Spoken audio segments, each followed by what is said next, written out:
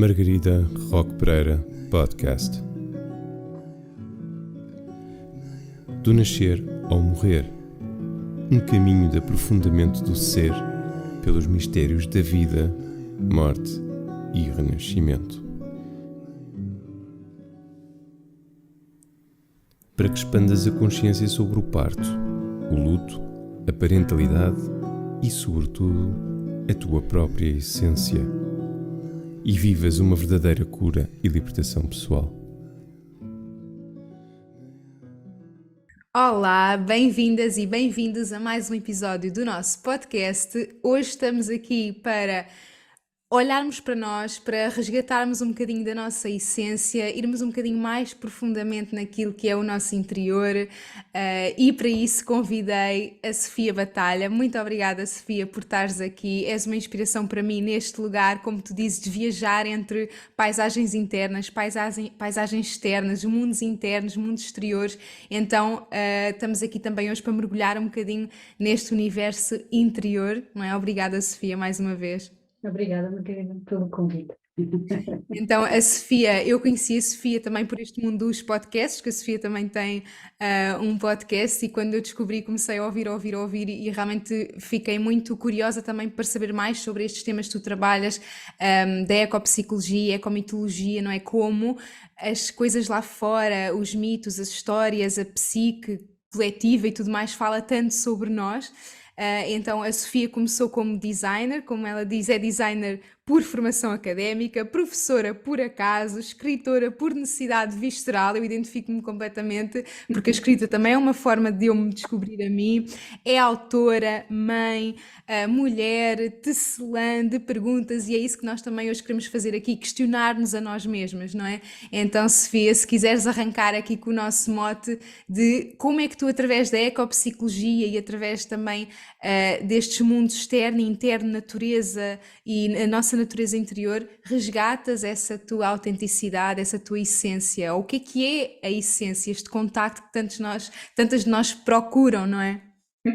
Se calhar começava pelo final da tua questão, e se calhar começava exatamente por pegar nessa pergunta do o que é a essência. Eu sou melhor a fazer perguntas do que a dar respostas, até porque acredito que num mundo vivo, altamente mutável, sazonal, diverso, as respostas são sempre muitas, e são sempre únicas também. Há respostas que só correspondem a um espaço-tempo em particular e não a outro. No entanto, eu trabalho muito com os fios da nossa cultura, porque nós temos muito esta ideia, é uma ideia assim um bocadinho, lá está, como se a nossa cultura fosse universal. A nossa cultura não é universal. Quer isto dizer que a nossa forma de estar, ver e ser o mundo é muito particular. É, aliás, muito recente. É ali esta forma de estarmos no mundo, começa-se a tornar mais presente a partir do iluminismo. Portanto, relativamente aos milhões de anos de história humana, é uma coisa realmente muito, muito, muito recente. E esta nossa história não é nunca dissociada do seu contexto. Eu não perdi a pergunta que fiz, atenção. Estou a assinar o contexto mais alargado. Quer isto dizer que qual é que é a nossa história desde o iluminismo? É cada vez mais estarmos em ambientes o mais controlados possíveis, o mais ascéticos possíveis, limpos, arrumados, e existe cada vez mais também esta ideia de uma pureza, que é algo muito puro. E esta ideia, esta expectativa desta pureza liga-se à nossa essência. É esta ideia do que é que será a nossa essência, não é? A nossa essência, à partida, é algo mais ou menos abstrato, não é? E é algo que não conseguimos definir muito bem, mas que tem algo de pureza. E aquilo que eu quero trazer aqui, eu quero trazer essencialmente o nosso lado mamífero. E o nosso lado mamífero é um lado animal. E os animais, como orgânicos, como seres complexos, orgânicos, sazonais, dinâmicos, não são só uma coisa, são muitas coisas. Então a essência de cada animal É claro, um urso é um urso, uma pessoa é uma pessoa, e aí já temos, obviamente, uma série de decisões biológicas, não é? Do que é aquele ser.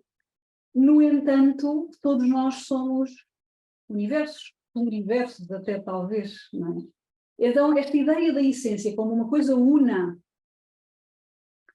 algo inatingível, que está no futuro, se eu conseguir lá chegar, eu contesto muito essa questão, porque a essência é o que nós somos a cada momento, o que nos é possível ser a cada momento, com todas as nódoas, com todos os desvios, com tudo aquilo que não deveríamos ter feito, que não deveríamos ter decidido, que achamos que é mau, mas tudo isso faz parte de nós e tudo isso nos constrói enquanto pessoas inteiras, porque a inteireza daquilo que nós transportamos para uma essência, não é? De um ponto de vista de acharmos, é uno, na minha chacrinha vale o que vale, eu não passo nunca a estados de absolutismo para nada. No fundo, fala de facto de uma integração das nossas múltiplas camadas, das nossas múltiplas personalidades, dos nossos múltiplos propósitos. Porque os nossos propósitos, eles mudam ao longo do tempo também.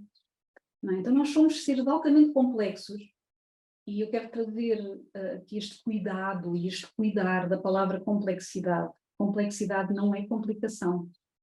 E o contrário de complexidade não é simplicidade, mas reducionismo.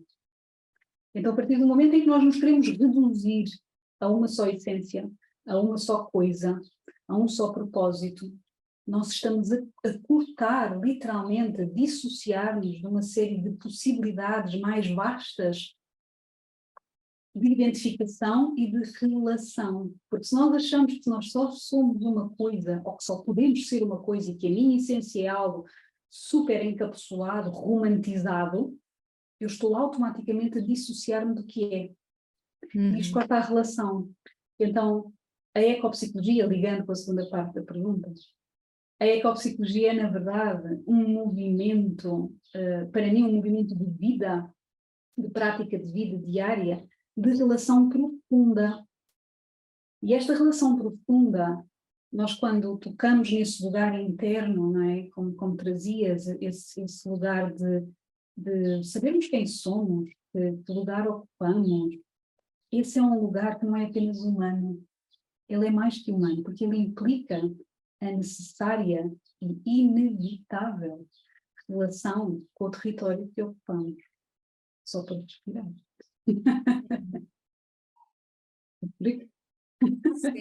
Sim.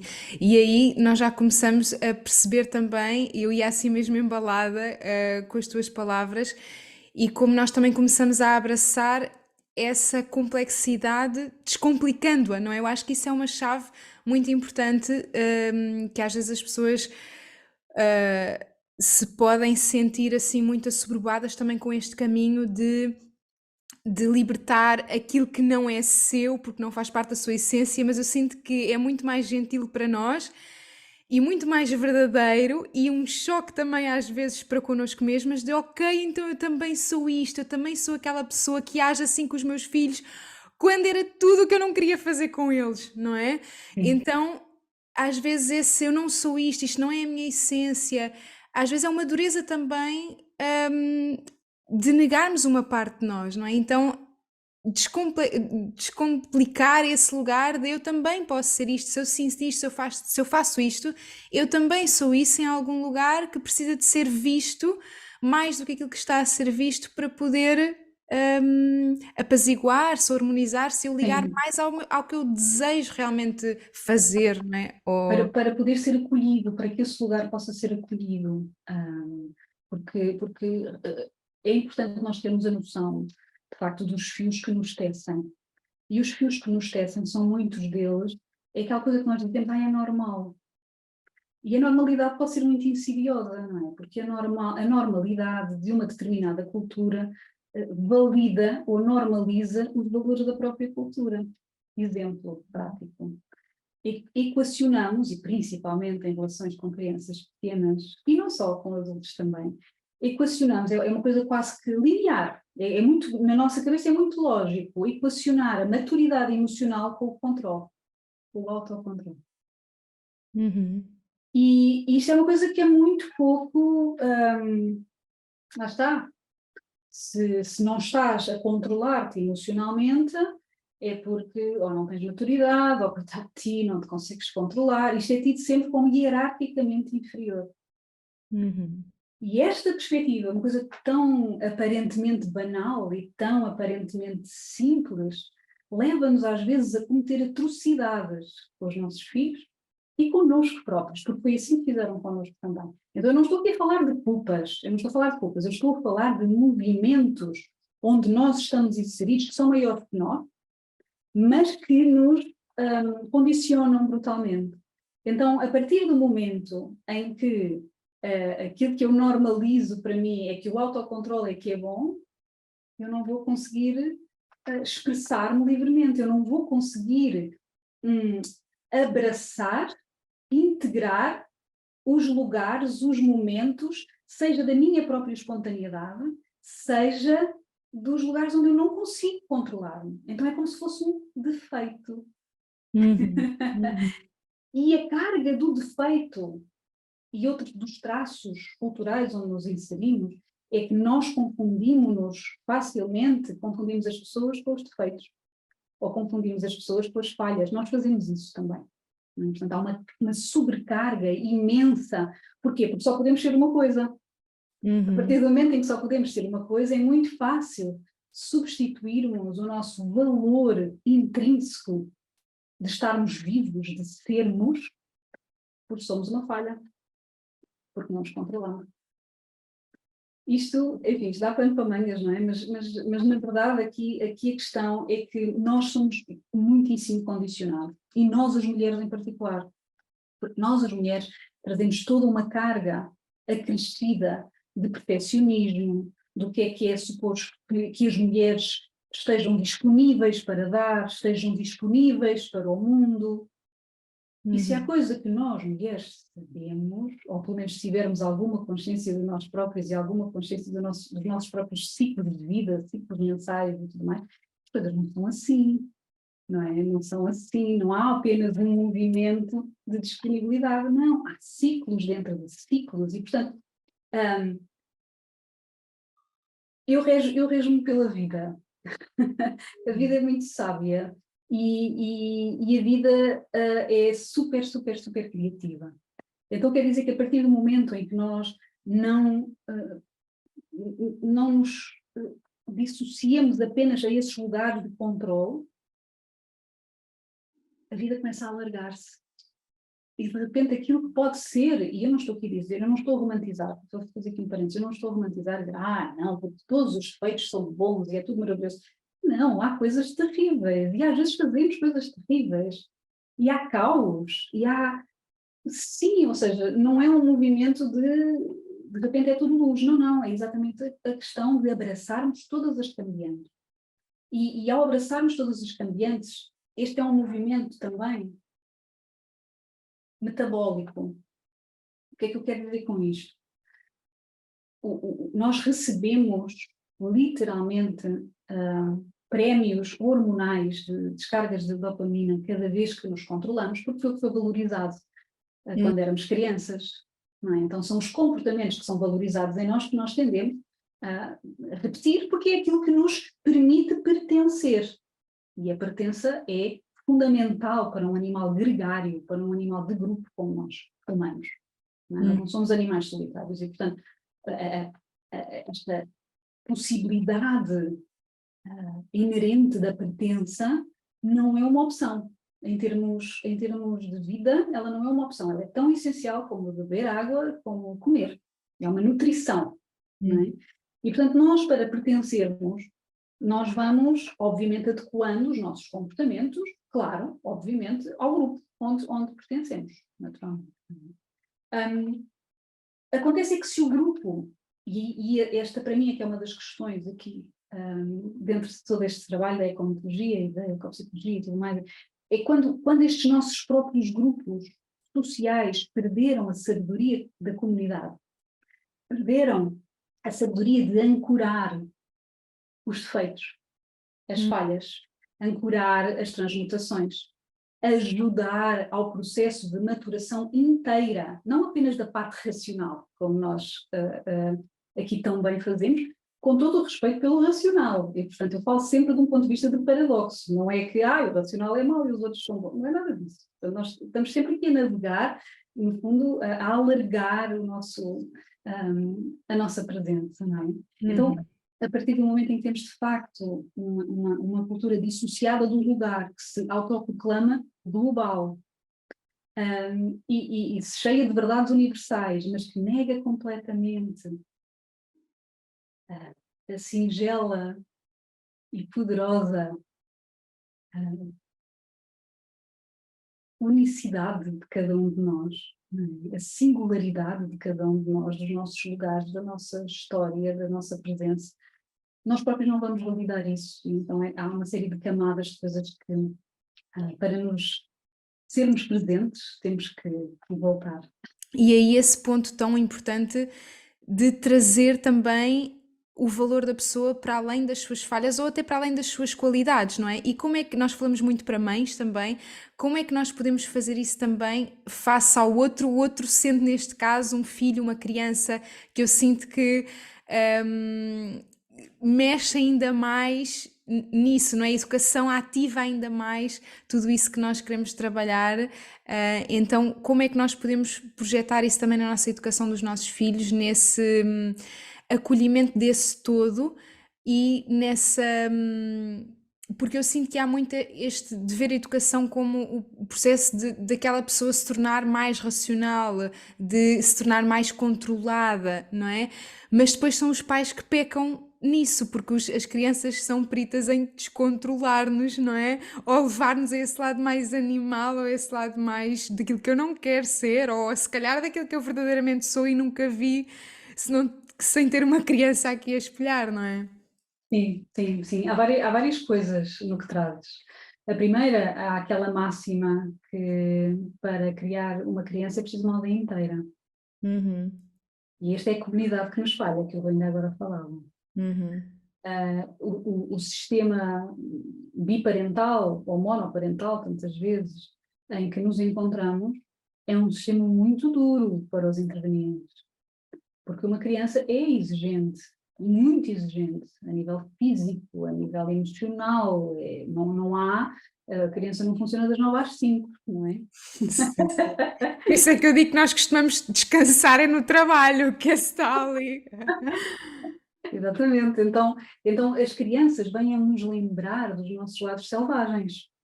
Só que as exigências que nós temos no dia-a-dia são muito difíceis de fazer essas pontes, porque nós não temos muito espaço para toda essa espontaneidade e para toda essa exigência. Além do mais, não é suposto nós, mulheres, arcarmos com essas responsabilidades. Nem nada está nenhum sistema biparental com um pai e uma mãe. É demasiado, é muito exigente. Claro que podemos ter apoio dos avós, etc, etc, etc. E isto leva-me depois a outra questão, que é, de facto, esta ideia de que a educação serve para construir uma pessoa. Principalmente, lá está, para ensinar a estruturar ou a controlar as emoções, não chores agora, isso não faz sentido nenhum, tens que pintar dentro das linhas, enfim. E eu acredito, e vejo isso com as minhas filhas, a minha filha mais velha tem 13 e a minha filha mais nova tem 10. Nós somos humanos completos desde que nascemos. E a minha função, enquanto mãe, no caso, mãe, é amparar a curiosidade delas e o movimento delas no mundo. É ser chão. Não é moldá-las à minha imagem, nem pensar, nem sequer fazê-las pintar dentro das linhas. Então a educação, nós vemos muita educação, enfim, isto é um tema gigante, não é? Mas a educação, ela está dentro de um paradigma muito específico, não é? Ela está dentro de um paradigma extremamente racional e de alimentar a razão lógica, principalmente. Claro que depois há bolhas artísticas e coisas assim. Mas só isto já é uma amputação gigante de quem somos enquanto seres humanos integrados. Porque somos racionais. Sim. Se a razão é fantástica, maravilhosa. Sim. Mas a razão é uma migalha de quem somos. É apenas uma forma de estar e entender, percepcionar e decidir sobre o mundo. Falta tudo o resto. Falta os passeios só por passear, falta a poesia, faltam as histórias, faltam os sonhos, falta o toque, falta toda uma série de coisas que são tidas como, enfim, quase que não tem assim grande interesse, porque o que interessa são as boas notas. Isto falando assim, não exatamente assim para crianças tão pequeninas, não é? Mas isso já se vê muito, eu posso dizer, quando a minha filha mais velha, eu andava à procura de alternativas na altura, já há muitos anos, e cheguei a ir ver um infantário onde eles, super orgulhosos, diziam-me nós ensinamos a cartilha aos 3 anos. Ensinar a cartilha é ensinar a ler e escrever. Ler e escrever é um movimento de corte com o lado criativo e onírico de uma criança, com todas as vantagens que tem. Novamente, eu estou a falar de um lugar de paradoxo. Quando eu digo uma coisa, eu não estou a opor uma outra. Não é? No entanto, esta urgência da literacia, esta urgência do controle, esta urgência da linearização tão cedo, é algo que não permite que muitas vezes as crianças tenham esta capacidade de brincar. Brincar é aprender, de explorar, de escutar, de construir histórias, de perguntar. E a educação é isso. A educação é estar, escutar, brincar com. E a nossa dificuldade em estar só nesse estar, não é? E eu sinto que essa dificuldade de estar só a ser esse chão, como tu dizias, para os nossos filhos, e eu gosto muito daquela frase que já não me recordo quem é, mas que é: a infância é o chão que nós caminhamos durante a vida inteira, não é? Portanto, a presença dos pais está nos filhos a vida inteira, ainda que eles depois saiam, não é? Fisicamente, não é? Então, e aí fica a essência, eu sinto que é muito esse lugar de o reencontro com esse chão, com esse sol, que depois vai sair, mas que se continua a estender para que os filhos avancem para além de nós.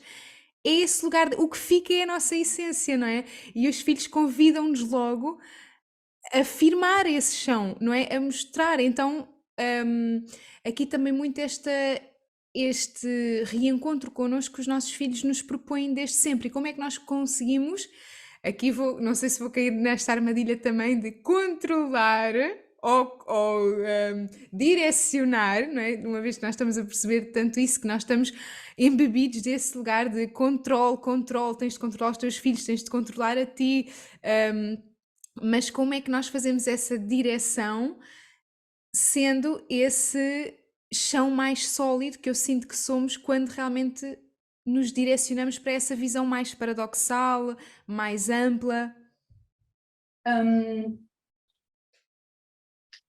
Sim, ou seja, vou tentar ser. Há aqui uma questão importante que é, nós convivemos numa cultura de crenças muito absolutistas. A nossa perspectiva de estar com uma criança, e isso acontecia quando elas eram mais pequeninas, as minhas filhas, é que há tal ideia de pureza que falávamos há pouco, não é? Sim. E essa ideia de pureza, uma pureza absolutista, e portanto, se eu estou com a criança, eu só posso estar com a criança. Mas negando toda a minha própria complexidade, toda a minha própria sazonalidade, todo o meu próprio movimento, interesse, espontaneidade, porque eu tenho que ser uma boa mãe e tenho que estar com as crianças. Sim. Não é disso que se está a falar. Ou seja, se nós olharmos, as crianças adoram participar do dia-a-dia dos adultos. E essa participação é esse encontro. Então, transmitir-lhes a sua própria soberania, transmitir-lhes também bocados, sim, de decisão, obviamente com questões de segurança, adequadas à idade, naturalmente, mas que eles façam parte das coisas que têm que ser feitas. Porque existe muito esta ideia de entretenimento. Uhum. E entretenimento não é brincar. As crianças, quando estão a participar, não é por acaso que a maioria das crianças adora, quando são muito pequeninos, eles adoram é brincar com o quê? Com tupperwares na cozinha. Uhum. Sim, sim. Adoram tirar e pôr e taxas e depois adoram.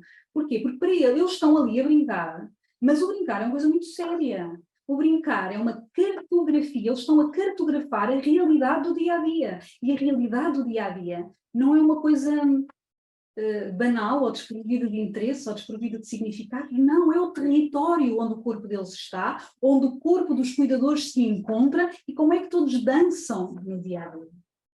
Então, eu acho que nós, nos nossos ideais, e eu não estou fora dessa caixa, atenção, nós nos nossos ideais de pureza, muitas vezes caímos em esparrelas enormes, em coisas que, além de tudo o que ainda temos que fazer, ainda tem que ter disponibilidade agora para brincar. Às vezes sim, outras vezes não dá. E está tudo bem, porque a presença, a nossa presença chão, a nossa presença abraço, não tem que se cingir a essa disponibilidade em particular. Há tantas outras coisas. Ajuda-me a fazer o jantar. Agora vais lavar a louça comigo. Claro que, se eu tenho uma filha de 3, 4, 5 anos que vai lavar a louça comigo, é claro que não vai ser a mesma forma como eu vou lavar a louça. Sim. É a questão da arrumação que estávamos a falar há bocadinho, não é? A Sim, questão sim, sim. da eficácia, não é? Nós somos obcecados pelo planeamento, pela eficácia, e isto, se nós nos lembrarmos bem da nossa infância, não são os momentos em que éramos eficazes que nos ficaram, são os momentos em que simplesmente está. De nada com eficácia, tem a ver com a vida.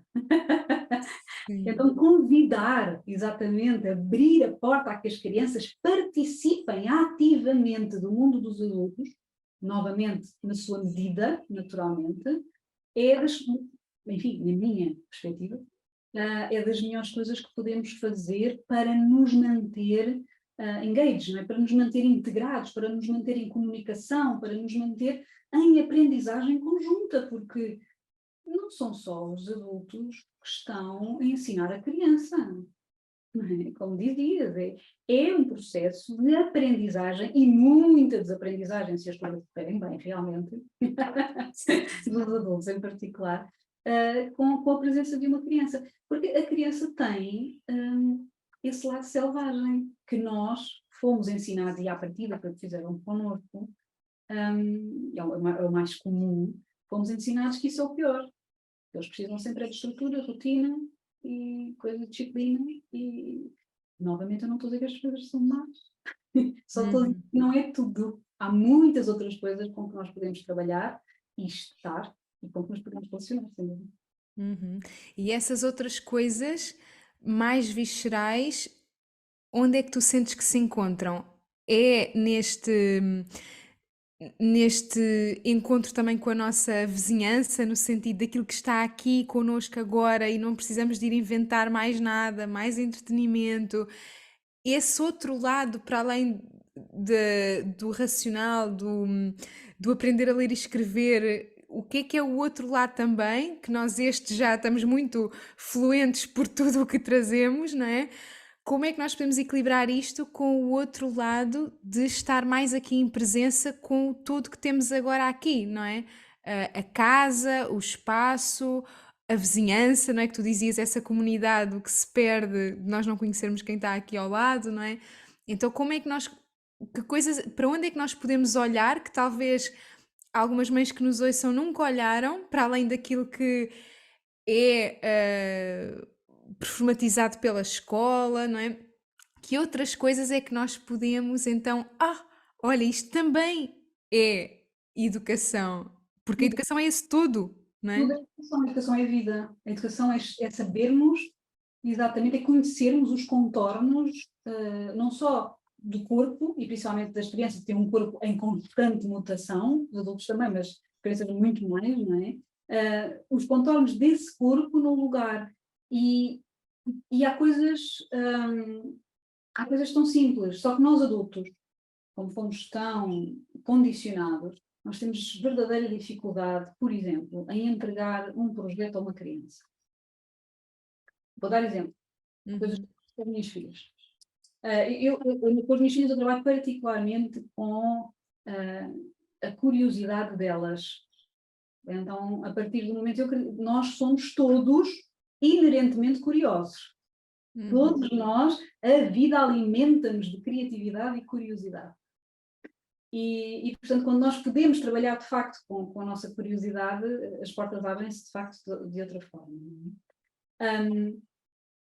Nós temos esta ideia, não é? E é o que existe de uma forma muito geral, de que todos os eventos para crianças ou todas as atividades têm que ser curadas, organizadas, estruturadas por um adulto.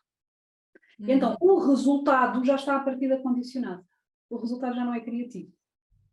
Não é a criança que está a co-criar aquele momento com o adulto ou com outras crianças. Não, porque o resultado vai ser aquela pintura com as mãos ou vai ser aquilo em particular.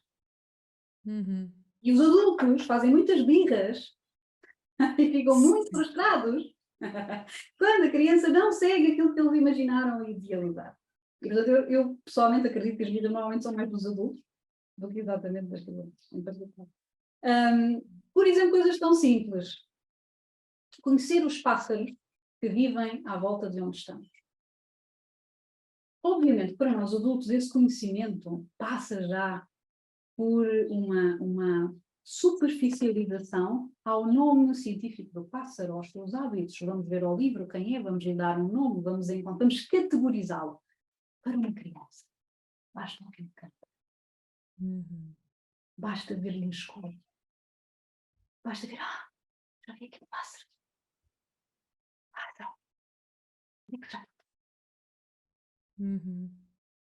Então, a questão é que o pacote de categorias que nos foi entregue como válido não é o único. E então permitirmos, quando eu falava há pouco de permitirmos que as crianças participem ativamente, é isto, é permitir que sejam elas também a co-criar o que quer que tenhamos para fazer. O que quer que tenhamos que... não sou eu o adulto que vou dizer, quando a criança já está naquele estado líquido, começam tipo, a escorrer das cadeiras e coisas do género, só fartas e já se tem capacidade nenhuma de atenção, não é? Não, tens que prestar atenção. A minha questão é sempre, isso resulta com um adulto? Não resulta com ninguém, em idade nenhuma. A atenção se força. A atenção é o mais sagrado que nós temos. Nossa capacidade de doarmos atenção, coisa mais sagrada que nós temos para oferecer de nós próprios. E eu acho que se abusa muito da atenção das crianças. E isso estás a falar, eu estou-me a lembrar realmente tantas coisas. Normalmente aqui em casa vamos também muito por esse lado mais espontâneo. Ela pega nas coisas dela e começa a criar, mas no Natal eu decidi, olha, vamos utilizar rolos de papel higiênico e vamos fazer estrelas para a árvore de Natal. Foi das atividades que correu pior, porque eu é que estava ali.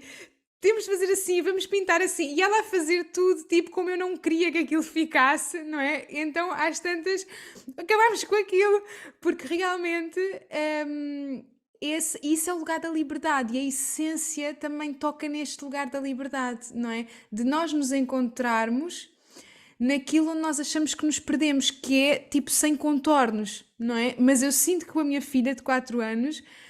É assim, eu vou ficar frustrada se eu vou dizer, olha, ela até pode achar muita piada e vamos as duas todas muito contentes. Fazemos o primeiro passo e o segundo já não resulta. E eu estou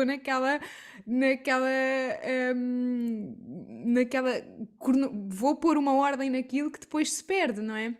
Então é esse ponto da liberdade que eu sinto que este resgate da nossa essência também é essa procura por reencontrar um espaço de liberdade em nós, não é?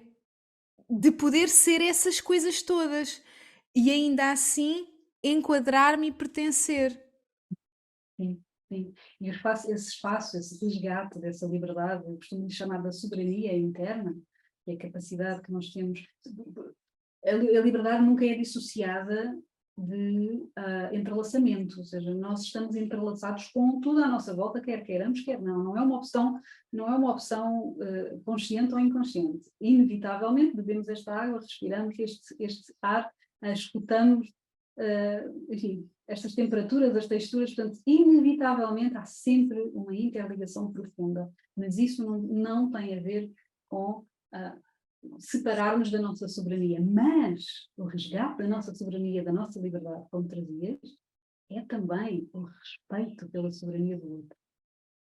E as coisas muitas vezes, e repara, enfim, eu sou muito prática, portanto, há momentos de conflito. O conflito deve ser vivido também, não é uma coisa que deva ser controlada, bloqueada, whitewashed, não é? Tipo, limpinho, ai, não. Não, claro que sim, nós devemos ter ferramentas internas e externas, comunidade mais que humana, para conseguirmos corregular-nos, mesmo durante o conflito, porque o conflito é inevitável, não é? A questão é, obviamente, enfim, com conflito eu não estou a falar de violência, não é?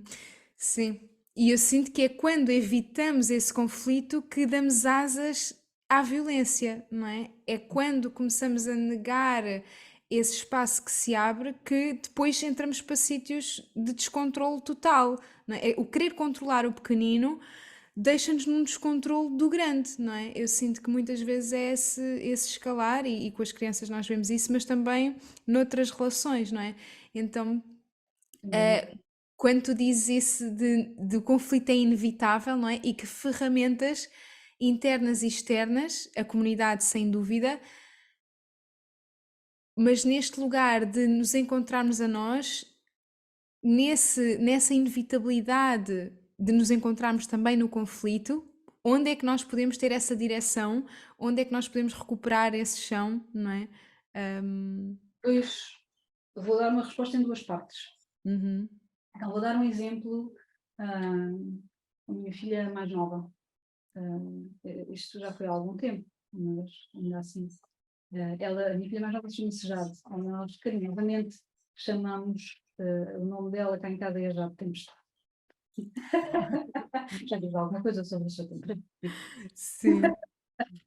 E a Jade, nós estávamos a fazer, na altura estávamos a construir em conjunto, com uma caixa de cartão, estávamos a construir um museu das suas coleções. Ela, cada vez que vai à rua, traz desde pedras apenas, a paus, a folhas, enfim, tudo o que encontra, mas sempre os bolsos cheios. Então nós estávamos a construir uma caixa com umas prateleiras, tudo em cartão, para ela pôr lá as coisas dela e as pudesse ver das suas coleções. E a Jade estava nos seus dias de tempestade, não é? Como acontece. Nós adultos também temos, eu tenho muitos dias de tempestade também, não é? Sazonalmente é inevitável, lá está. E aquilo, a fita cola começou-se a enrolar e ela começou ali numa coisa, deu ali aquilo já estava quase tudo pronto, e pum, estragou para tudo. O meu papel como adulto supostamente mais maduro, não é, na minha visão, apontar-lhe o dedo e dizer, controla-te, isso não se faz. Acabaste de destruir, estás a estragar. Apontar, quando a pessoa está naquele ponto rebuçado, não é? Já zangada, já não consegue mais, já chegou a um limite, já teve um movimento de destruição. E nós sabemos toda aquela coisa do, não te irrites, corre sempre bem para todos, não é? Sim. Bem com as crianças, não é? Enfim. O meu papel foi, ok, então é para destruir, então destruímos isto tudo, e depois, quando voltarmos, quando voltamos a construir, e foi o que aconteceu. Então não há julgamento aqui. Julgamento de, não podias ter irritado dessa forma, não podias ter feito isso. Porquê que não devias? Porquê? A energia também, a energia que tinha que sair. Claro que não se aleijou, não me aleijou a mim, obviamente, não é? Então, estamos sempre aqui a falar de coisas, enfim, normais, por mais que eu não goste desta palavra, mas não estou a falar nunca de extremos, em que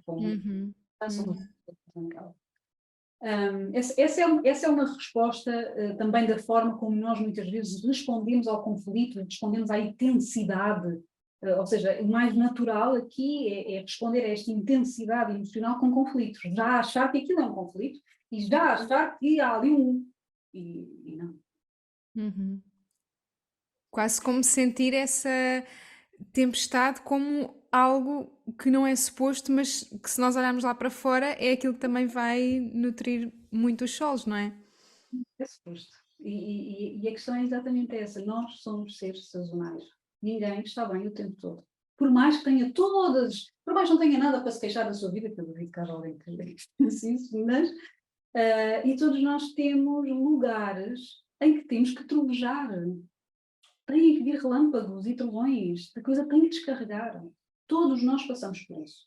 O que é que acontece à maioria dos adultos? Foram ensinados a sair, irem gritar para debaixo da almofada, sozinhos, Uhum. e a não processar nada, a não incorporar nada. É o lugar do controle. Não é um controle real. Acontece é que não temos uma cultura comunitária que tenha a capacidade de gerir estas coisas, genericamente. Não é? Portanto, se eu não estou bem, afasto-me, porque a minha comunidade vai achar que eu sou uma pessoa, ou que enfim, tenho uma data de defeitos, se eu me demonstrar assim perante a minha comunidade. Isto é um bocadinho perverso. Para todos nós, para todos nós. Uhum.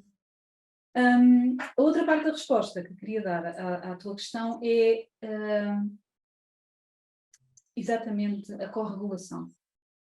Então, nós como seres naturais, esta suposta separação entre o humano e a natureza, não é real. Quer dizer, nós temos um corpo mamífero.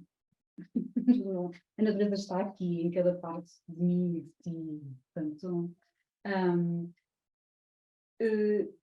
nós estamos inerentemente ligados a todo o resto. O que é que isto quer dizer? Quer dizer que há lugares de corregulação. A corregulação não é controle. A corregulação, ou a regulação emocional, se eu quiser falar de um ponto de vista autónomo, não é? Que é o que nós achamos que conseguimos sempre fazer, tem a ver com eu ter ferramentas de permitir o movimento de todas estas tempestades e chuvas e secas e tudo que vai aparecendo. Eu tenho ferramentas de não negar, não controlar, mas permitir no meio de toda esta turbulência encontrar um lugar de ancoramento, até que a coisa passe, não evitar, não dissociar. E fazer isto sozinho é quase impossível. Sim. O que é que nós achamos numa cultura altamente antropocêntrica? Achamos que isso só pode ser feito com outra pessoa. Às vezes nem com outra pessoa, atenção. Já estou aqui a dar assim uma grande... Mas pronto. A partir das nossas relações mais íntimas também serviram para isso. A partir das nossas relações mais íntimas têm espaço para de parte a parte podermos processar estas tempestades internas. Isto é corregulação. Aquilo que eu quero trazer, exatamente reclamando o nosso corpo de sabedoria mamífera de milhões de anos, é que esta corregulação não se faz só com uma. Esta corregulação dos impactos de um conflito, não é? Desta turbulência, destas agruras, não é apenas só com uma. Então nós podemos ter lugares, elementos da paisagem, todos nós fazemos, de uma forma completamente inconsciente, na maioria dos casos. Muito zangados, tenho mesmo que ir, eu vivo aqui ao pé do mar, enfim, não é? Tenho mesmo que ir dar uma volta, preciso mesmo ver o mar. É muito comum ver este tipo de... As pessoas nem conseguem articular, não é? Isto é corregulação como um elemento da paisagem. Muito maior do que nós, extremamente ancorador. Então, o lugar do conflito, quando nós não temos, seja agentes humanos de corregulação, seja ferramentas internas, ou o nosso ambiente íntimo está numa enorme turbulência também, sem capacidade de nos ancorar, não podemos ter que esta ideia de excepcionalismo humano, Uhum. eu faço tudo sozinho, ou sou independente, não. A corregulação é inerentemente mamífera. Então, sim, Uhum. Isso é tão interessante e realmente nunca tinha pensado nisso, de como a corregulação vai além das pessoas, não é? O meu marido tem uma necessidade extrema de dar mergulhos todos os dias e às vezes nem eu sei aceitar isso aqui na turbulência do pós-parto, agora vais dar um mergulho, não é? Mas agora estou a ver isso também com essa forma de, olha, vou-me regular com o mar para poder vir de outra forma, não é? E ele diz-me sempre isso, opá, não desvalorizes os meus mergulhos ou não vejas isto como ir para a praia, não é? Porque no fundo é essa regulação que eu sinto que às vezes os homens até podem ter mais dificuldade de fazer, também por todas as questões patriarcais, de pedir ajuda a outras pessoas. Então, às vezes, o mar, a amplitude da paisagem, do horizonte, não é? Isso pode ser absolutamente regulador. E eu estou a pensar nessa. Onde é que há esse desvio, se é que é um desvio, quando todos nós procuramos alguma forma de nos regular, não é?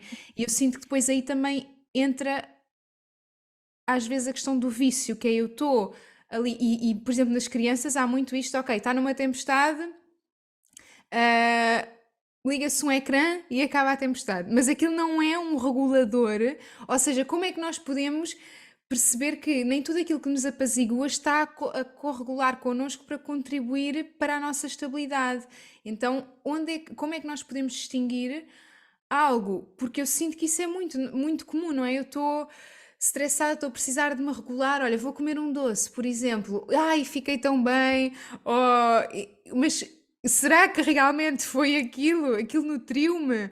Ou aquilo afastou-me? Ou como é que nós podemos perceber o que é realmente uma relação que me potencia a centrar-me, a ir de encontro com essa essência, ou é algo que me está a distanciar disso, ainda que tudo faça parte, não é? Irmos para os vícios, irmos para a dependência para ir para a independência, não é? Nós começamos a vida dependentes, no fundo. sim. E hoje em dia o horror à dependência é uma coisa muito complicada a muitos níveis, mas esse é outro tema. É. Na verdade, a corregulação saudável é generativa, é criativa. Os tais vícios, eles adormecem, são dissociador. Então não criam nada, não nos geram nada, apenas entramos em shutdown. E o shutdown é o que acontece com as crianças com os ecrãs, não é? Que é extremamente apelativo, todo aquele movimento, não é? para o nosso sistema visual, mas aquilo faz um numbing, não é? Faz assim, é um silenciamento total. E há um distanciamento do corpo. A corregulação é corporal, não é dissociadora. Então, e obviamente que nós quando estamos em lugares muito difíceis que acontecem ciclicamente na nossa vida, às vezes é muito difícil equilibrar estas forças, não é? É muito difícil equilibrar. Se calhar preciso mesmo de um bolo, ou se calhar preciso mesmo de ver um bocado de televisão, ou, enfim. A questão é não confundir isso com movimentos generativos, criativos, ancoradores. Quero dizer aqui uma questão que para mim me parece importante no seguimento desta ideia de que a corregulação é corporal. Ou seja, e pegando no exemplo também dos homens, muitas vezes temos aqui a barreira verbal da corregulação. O verbal, o comunicar, o falar sobre, pode ser corregulador. Pode. Mas nem sempre, porque às vezes nós não temos palavras para aquilo que estamos a sentir. Às vezes não temos vocabulário, por não termos vocabulário, mas às vezes, mesmo com o vocabulário, nós não conseguimos articular. E a corregulação natural com a natureza, a vossa expressão, não é verbal, não usa palavras. E esta é grande, por isto toca-nos nas nossas outras inteligências, que são inteligências pré-verbais, que são formas de percepcionarmos e estarmos e sermos no mundo muito mais integradas, não é? Muito mais vastas do que dizer apenas, conseguirmos articular apenas verbalmente. Nós sabemos, por exemplo, quando temos aquelas experiências avassaladoras, eu não consigo pôr isto em palavras. Uhum. E muitas vezes com os sentimentos é exatamente a mesma coisa. Uhum. Uhum. Então a corregulação, de facto, o verbal pode ajudar, mas não é nem o fim e às vezes não é sequer o princípio nem o meio. Está tudo bem. Sim, sim, sim.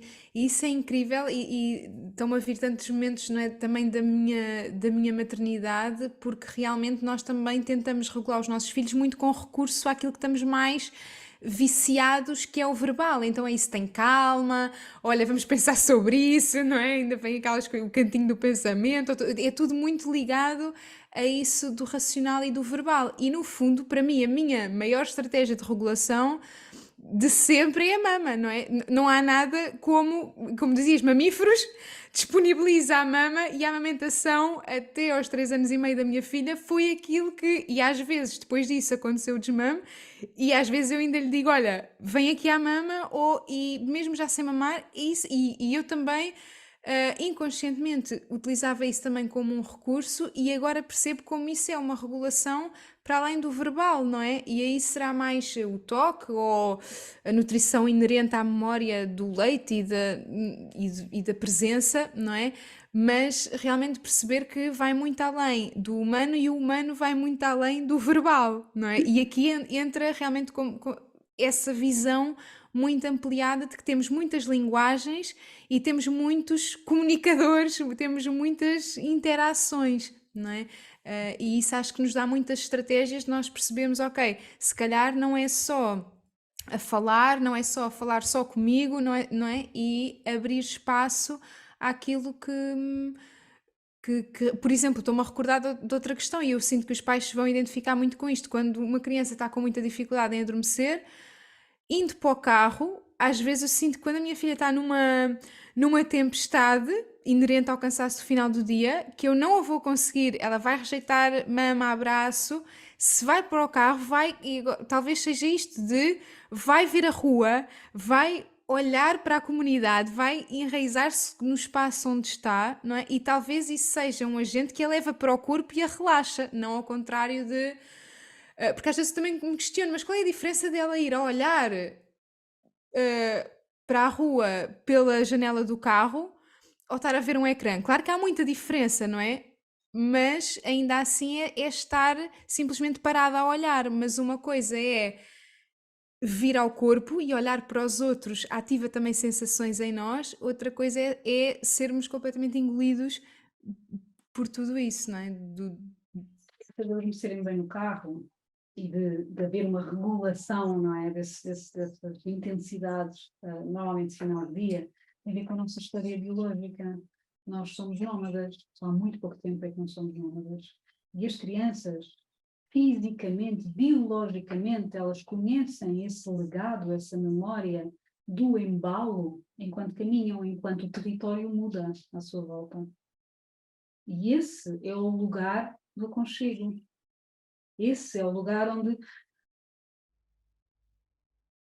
podes deixar de ir. É um lugar muito conhecido, hoje em dia um bocadinho deturpado, não é? Porque é o carro, de antes era o colo da mãe ou de quem fosse, mas o embalo, por isso é que uma coisa é estar, a diferença tão grande que faz o embalo, uma coisa é estar em corpo estático, olhar para um ecrã, onde o que é que está a acontecer? Estamos a abandonar o corpo não existe ali, o corpo não está ali. Nós estamos simplesmente a dissociar. Enquanto que o carro, o que passa, sejam pessoas, sejam animais, seja a tonalidade da luz, porque nada disso é inócuo, nada disso é cenário, são tudo agentes vivos, de interação viva connosco, com o nosso momento, com a nossa história, com o nosso corpo, enfim. E portanto, o embalo do próprio carro, não é? Que treme, que se movimenta, é uma recordação ancestral do embalo e do movimento das comunidades humanas ao longo de milhares de anos. Incrível, incrível. E eu acho que aqui também, nós já que procuramos tanta compreensão, acho que apazigua muito este lugar de começarmos a entender também isso, de onde vem, são memórias, não é? Começarmos a olhar mais para as memórias ativadas e não só aquilo estático, a imagem que eu crio estática agora, olhando para essas memórias, há também um relaxamento do corpo, não é? E nós que passamos por partos também é isso, é mais do que aquilo que nós vemos ou lemos, é recordar essa memória daquilo que lá está, não é? E dar-nos essa disponibilidade para nos ligarmos a essa essência quando estamos tão distraídos, não é? Quando estamos tão. E o embalo é muito isso, não é? Às vezes esta necessidade de adormecer ativamente um bebê, mas porque é que ele, se é pousado, acorda, não é? E não é uma coisa de ser mal habituado agora, é uma coisa de estar muito ligado ao que já vem de trás, não é? E isso arrepia-me, esse lugar de recordar de onde viemos, e isso é o que eu sinto que é o resgate da essência, é recordar de onde viemos no momento agora e perceber que não há uma distância assim tão grande entre passado e futuro, não é? Que isso no fundo somos nós agora, então é essa também multidimensionalidade de nós, não é? Então, hum, Sim. E a questão é que quando só valorizamos o racional, nós não vemos essas fontes mamíferas e biológicas que nos ligam às nossas necessidades mais essenciais. A necessidade de um bebê é ser acolhido em braços, em pé. hum, Não é preciso absolutamente mais nada. Com todo o desafio que isso é numa vida moderna, eu não estou a simplificar, eu sei, mas a necessidade do bebê é só essa. É isso que o mantém vivo. Os bebés não se mantêm vivos apenas pelo leite ou pela amamentação. É o toque, não é? E a partir do momento em que isto é tido como mais como um romantismo ou como uma coisa assim, nós não percebemos nada de quem somos. Apagamos a nossa multidimensionalidade a achar que somos só e apenas seres excepcionalmente racionais, enfim, com uma data de faculdades, mas só isso é que interessa. E quando nós calamos esta capacidade de estar, nós calamos a nossa sabedoria mamífera, que sabe tanto, uhum, uhum. sabe muito mesmo. Sem dúvida, sem dúvida. E reencontrar-nos com isso, eu sinto que também mulheres em preparação para o parto. Olha, eu nem tinha pensado tanto em falar de educação e parentalidade, mas eu sinto que as crianças nos levam também muito para esse lugar de voltar ao princípio, voltar a essa origem, não é?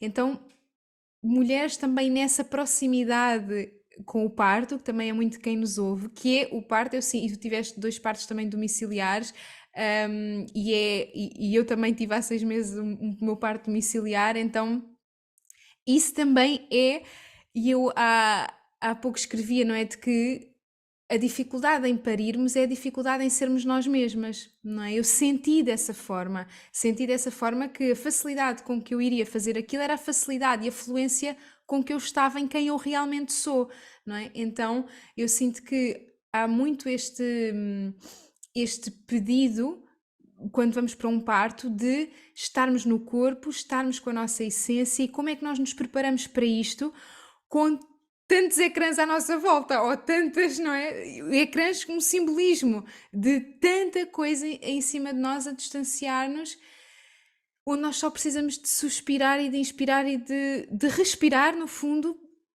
e o parto também é muito sobre respiração, e a vida é sobre respiração, é essa interação também com este regulador, o ar, os elementos, não é? Então, se pudesse dar aqui algumas ferramentas para quem se está a aproximar desse evento, e as mulheres que nos ouvem são mulheres que preparam partos em casa, que preparam esse encontro consigo já também hum, de antemão, não é? Sim, no contexto onde estamos tem mesmo que ser preparado de antemão, porque há muito a desaprender para a poder haver espaço para encontrar segurança num parto em casa. Não é? De outra forma, tudo conspira, que é uma coisa perigosíssima.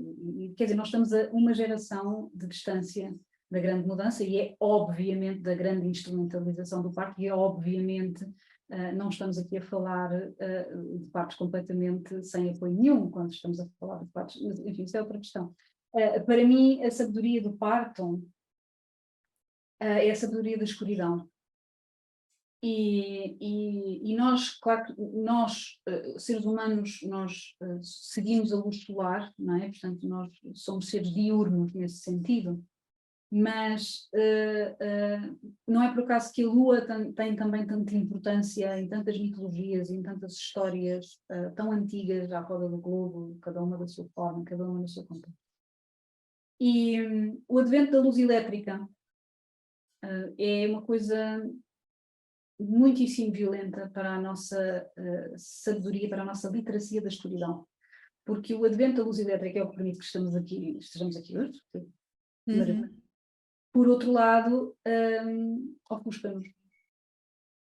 E este ofuscar é uma coisa que não nos permite estarmos confortáveis na escuridão. E o portal do parto, é o portal da vida e da morte. Não podemos assumir o parto como só uma coisa. O portal do parto é o portal da vida e da morte. E ele traz a geografia da morte consigo também. Isto é muito poderoso. Os partos são, de facto, iniciações. São, de facto, movimentos transversais de iniciações.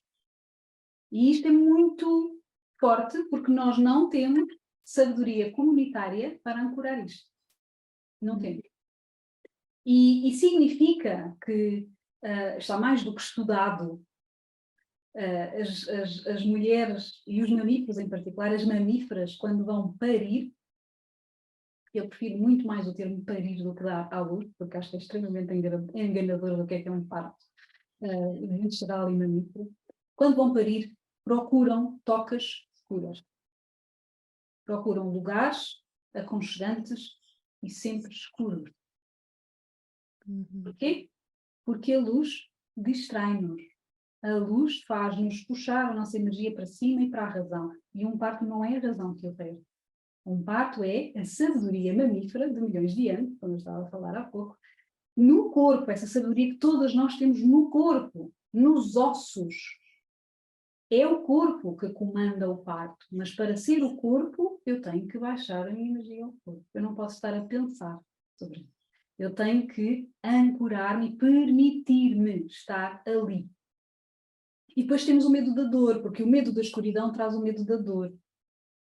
E na sociedade altamente ascética, tecnológica, onde nós estamos, a dor é tida também como um mal só a ser cortado pela raiz. Eu não estou a romantizar a dor. Atenção. De todo. No entanto, a dor do parto num parto saudável faz parte do processo de iniciação. Faz parte. A dor é o que nos puxa ao corpo. A dor não é para ser evitada. A dor é para ser vivida. E é da vida também. Então, quando nós temos todos... Quando falamos destas purezas no nosso contexto, é mesmo às vezes perigoso, porque quando nós falamos, pegando no tema, não é? Neste conceito de essência, muitas vezes, por isso é que eu comecei por aí, esta ideia da essência como sendo uma coisa pura, ela está aqui, não está cá em baixo. Certo? Se achamos que a essência está cá em cima, está em baixo. Esta é a diferença entre a transcendência e a imanência. Um parto é imanente, um parto é o sagrado do corpo em ação. Claro que pode ser uma experiência transcendente, sim, mas é o sagrado do corpo em movimento. Então, quando nós temos de facto estas purezas que negam o valor sagrado da dor, que nega as revelações da escuridão, que nega a sabedoria inata do próprio corpo, estamos a viver muito dissociadamente. E esse é um enorme desafio das mulheres hoje em dia parirem. Estou a falar, claro, para parirmos em casa de partos saudáveis, gravidezes saudáveis, obviamente, todas essas questões têm que ser consideradas sim. No entanto, é também um movimento altamente empoderador. Eu sabia.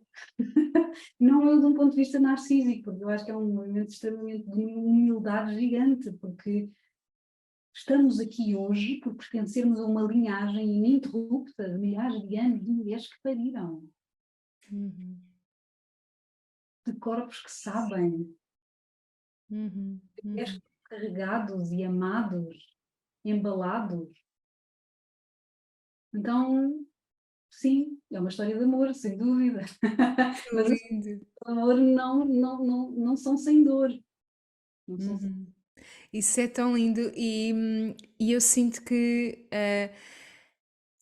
essa ligação à dor, no fundo, também é uma ligação a essa liberdade, a essa permissão de não excluir uma parte. Então, no fundo, quando nós estamos em contacto com essa dor, mais profundamente nós estamos em contacto com uma grande liberdade que eu sinto que me libertou até da própria dor no parto. E por isso é que eu vivi também esta experiência de uma forma tão fluida e sinto que não foi. Eu tive uma primeira experiência também de um parto natural, mas hospitalar, onde eu tive um contacto com a dor muito mais forte do que esta última experiência, porque realmente eu liguei muito a uma liberdade muito grande, não é? De, não só porque estava num grande colo, não é? De ser a minha casa, de ser com as minhas pessoas, não é? Mas no fundo, essa, essa ligação, essa escuridão é também essa possibilidade de ver muito, às vezes mais do que a própria luz ilumina, não é? E isso é também às vezes algo que nós nos distanciamos, que é essa possibilidade de viver atravessando essa morte também. E é isso para mim é o lugar da imortalidade, que é quando nós atravessamos uma morte e voltamos à vida, não é? Quando passamos por um parto, por uma dor e aquilo nos liberta e aquilo nos traz de volta a uma vida ainda mais empoderada, isso é o contacto com a imortalidade, é o contacto com a liberdade, não é? Eu senti isso na minha experiência, não sei se tu sentes isso também, mas que este convite a ir à dor não seja no sentido hum, de ir sofrer ou de ir, no fundo pode ser um sofrimento pelo luto daquilo que fica ali, mas há uma grande vida para além disso, não é? É esse renascer, no fundo, não é? Sim, sim, a metamorfose é sagrada. E a metamorfose fala-nos das vezes que nós, para nos mantermos vivos, tivemos que nos rasgar à vida. E o parto é um desses momentos. Há depois momentos que são menos físicos, não é? Que acarretam menos dor física, mas acarretam dores profundas emocionais também. Não é? Então, esse rasgar, esse permitir-nos estar e ser completamente vulneráveis num certo momento, é essencial para nos podermos reconectar, para nos podermos corregular com o mar, ou com as árvores, ou com os pássaros, ou com o vento, com as nuvens, e aceitarmos também essa impermanência, essa criatividade, esse caos que as crianças trazem. Porque o caos que as crianças trazem, eu acho que é essencial para nós, os adultos, e aprendermos a viver. Incrível, incrível.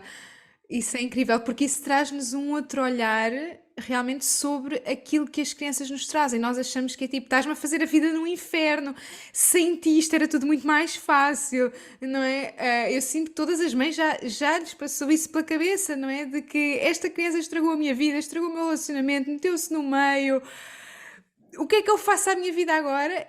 E olhar para isso, olhar para esse caos como algo que nos vai trazer realmente muita. Não sei o que é que tu sentes que traz, mas é. E a criatividade é criação. Exatamente. Recrias-te, recrias-te de outra forma, com outra sabedoria, com outra experiência, e o recriar não é de um ponto de vista idealista. O recriar é saber ou viver inteiramente de onde estamos a cada momento. Mas a frustração, a desilusão, o cansaço das mães liga-se com aquilo que falávamos no início, que é a falta de comunidade. Uhum. O caos de uma criança, estar com uma criança 24 horas, ou 24 horas com duas, às vezes com três,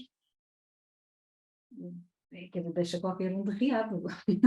Sim, sim, sim, sim, sim. Mas quando as minhas filhas eram muito pequeninas, uma das coisas que nós criámos, foi na Biblioteca de Oeiras, criámos um grupo de mães.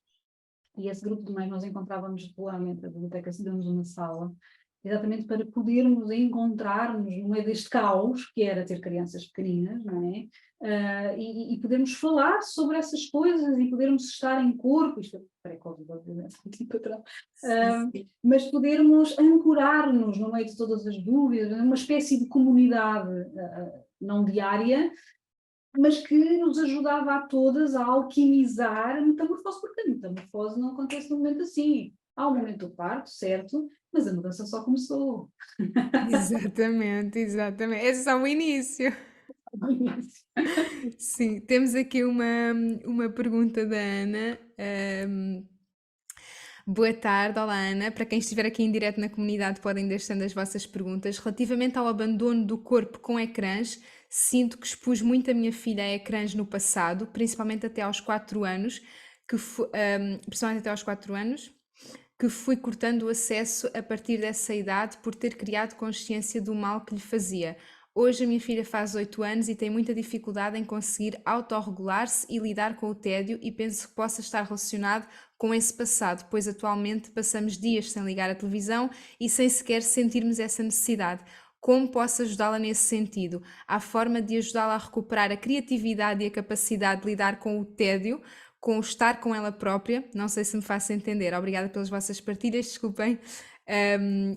Um bocadinho fora do contexto. Não, eu acho que está muito dentro do contexto, porque isto é realmente lidar com esse lodo que nós achamos que não é a nossa essência, não é? O tema do tédio é um tema muito importante, porque é importante as crianças aborrecerem. Uhum. Fundamental as crianças aborrecerem. Porquê? Porque é a partir do aborrecimento que começam a surgir novas coisas. Só que, como vivemos num contexto em que tudo tem que ser planeado, todas as horas tem que ter alguma atividade, tudo tem que ter um propósito, tudo tem que ter uma conclusão, tem que ser tudo pedagógico, tem que ser tudo... Eu, pelo menos na minha infância, tive muito tempo para me aborrecer. Não fez de mim preguiçosa. Preguiçosos somos mamíferos, então temos sempre aqui uma tendência para a hibernação, principalmente no inverno. No entanto, o tédio faz parte de ser criança. Quem é que nunca passou aquelas tardes intermináveis? Lá está aquele estado líquido que às vezes digo, né? Que eles começam a escorregar pelas coisas e depois já não está.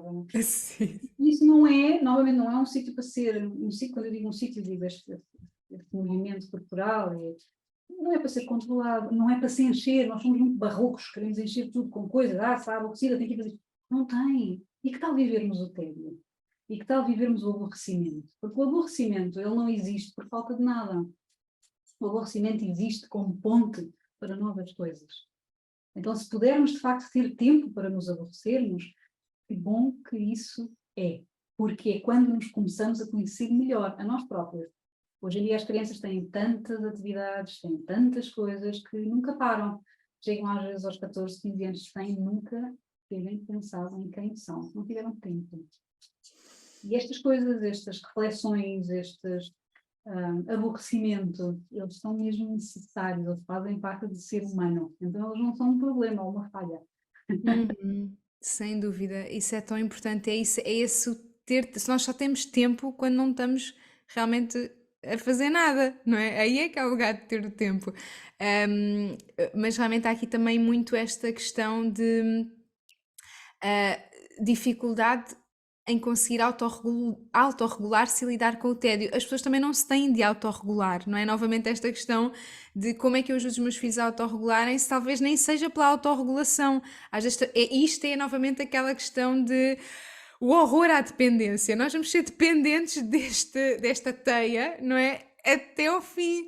E então é aqui muito esta desconstruir também esta necessidade de autorregulação, independência. Eu sinto que quanto mais aceitarmos essa dependência, mais independentes ou com independentes nós nos começamos a sentir, não é? O vínculo é seguro a partir do momento em que aceitamos as dependências da nossa intimidade. Quando aceitamos isso como um dado natural de ser humano, mamífero, é quando os vínculos se tornam seguros, quando deixamos de combater isso. Não é? E aí sim, aí, quando o vínculo é seguro, eu tenho espaço para ser independente, tenho espaço para ir à procura de mim.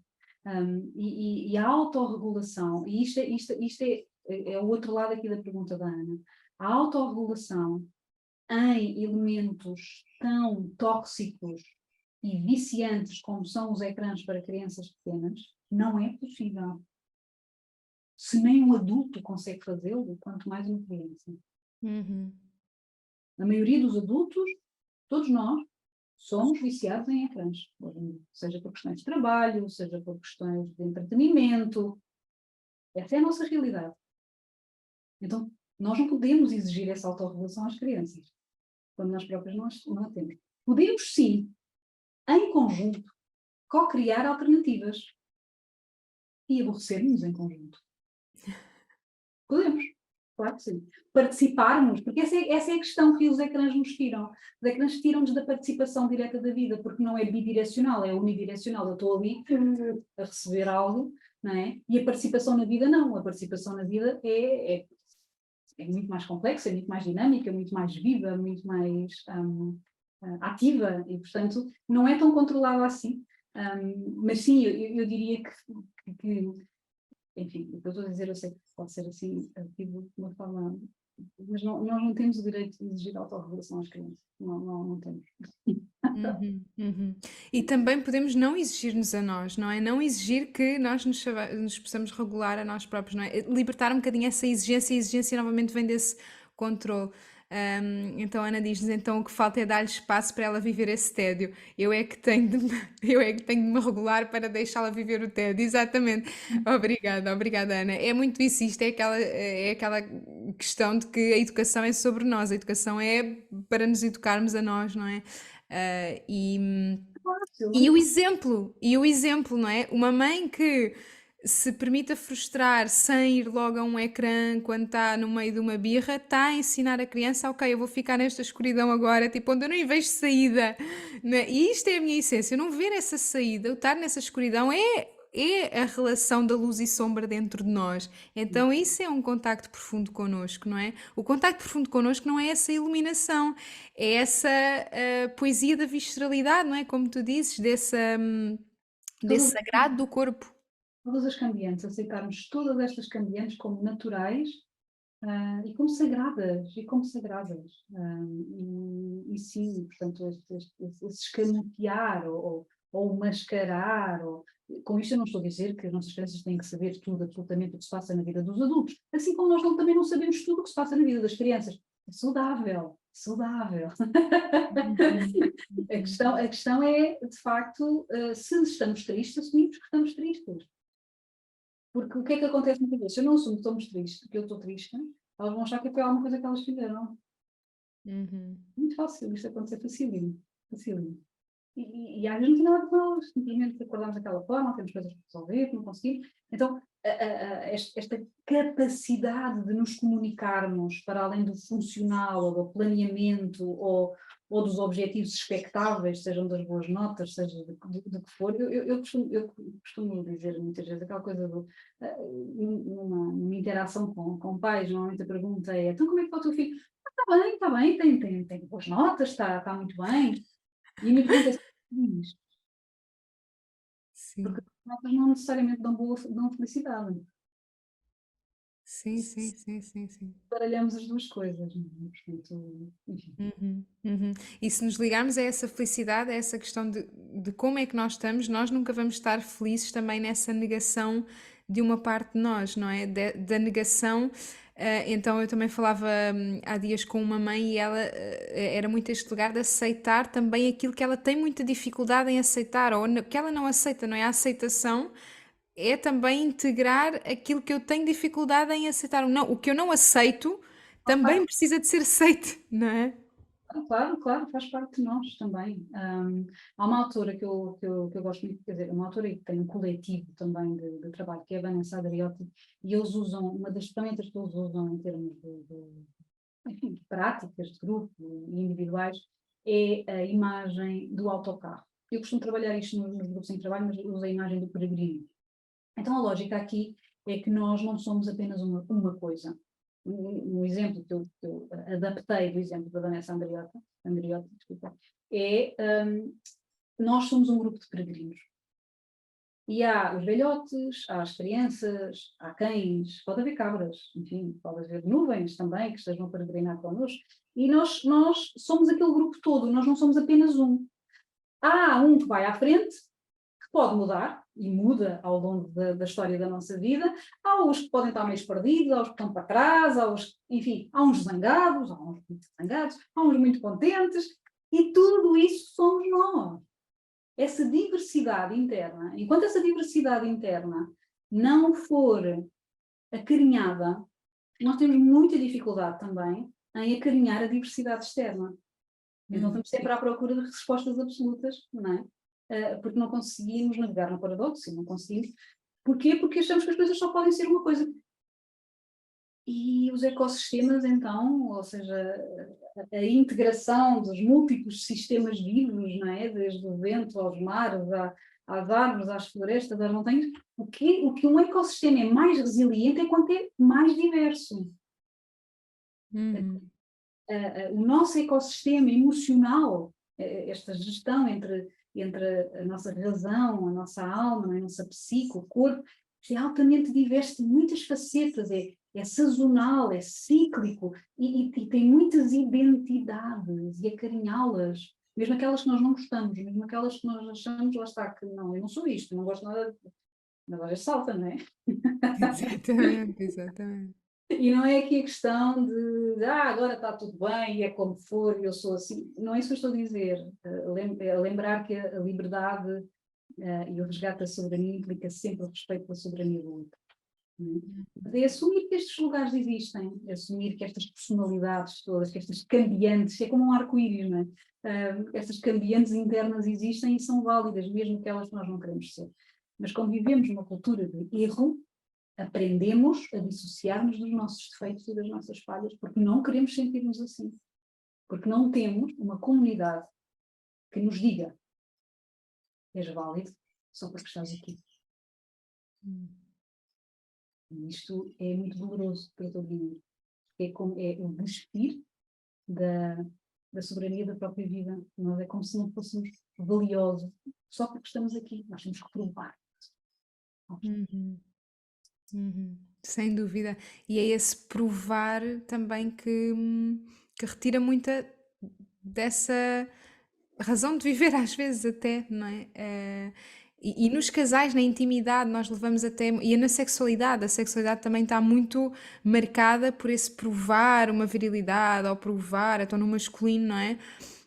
E aqui talvez nos possamos libertar um pouco disso, até eu sinto na relação com a minha filha algo que me tem ajudado imenso, é eu sentir, olha, tu só vais ver os frutos do que estás a fazer agora, ou na tua velhice, ou nem sequer vais ver. Portanto, liberta-te disso de ela está bem educada, ela está mal educada, estás a fazer bem, estás a fazer mal. Os frutos não vão ser agora, tipo, não vais ver isso agora, e isso dá-me um senso de continuidade e de relaxamento maior, sem esta necessidade de o comportamento dela vai provar a minha boa educação, os resultados do que eu estou a fazer vão se ver agora, não é? Nós estamos também muito neste imediatismo, então para mim traz muita liberdade isto de, olha, os frutos do que eu estou a ver, o que eu estou a fazer agora, ou vou ver na minha velhice ou nem sequer vou ver, portanto não existe isso de um produto acabado, de estar bem educada, mal educada, de eu provar algo, se estou a fazer bem, se estou a fazer mal, não é? Isso não se vai ver tão depressa, não é?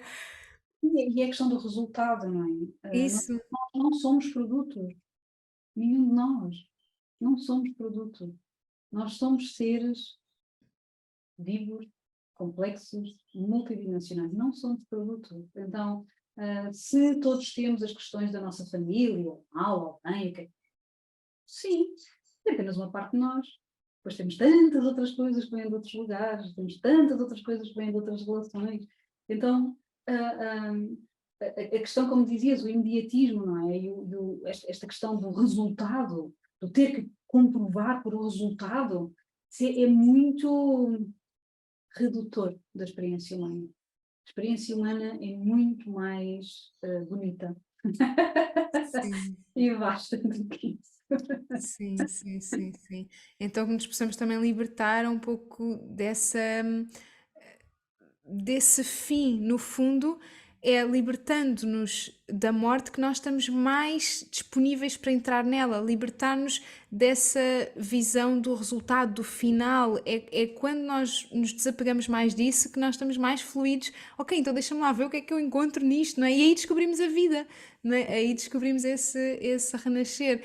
Então levem isto para a educação, eu sinto que a educação é a vida, não é? Portanto, nós estamos ali muito espelho nos nossos filhos e nas relações, mas sem dúvida que essa liberdade dentro de nós é aquilo que vai fazer a diferença no futuro, qual futuro seja, qual, não é? O que quer que se é que... Faz diferença no presente. Faz Uhum. diferença como é que tu te encontras, como é que tu interages e como é que tu aceitas o presente onde estás.